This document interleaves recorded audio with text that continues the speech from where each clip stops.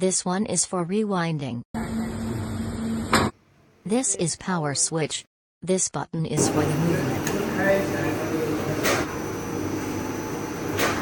This is the switch of material broken auto stop.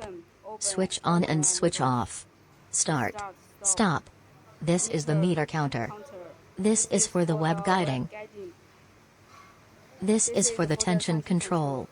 This is for controlling the transaction speed. This one is for the rewinding speed. Those red buttons are the power switch of each row. This is power switch of each rewinding roller.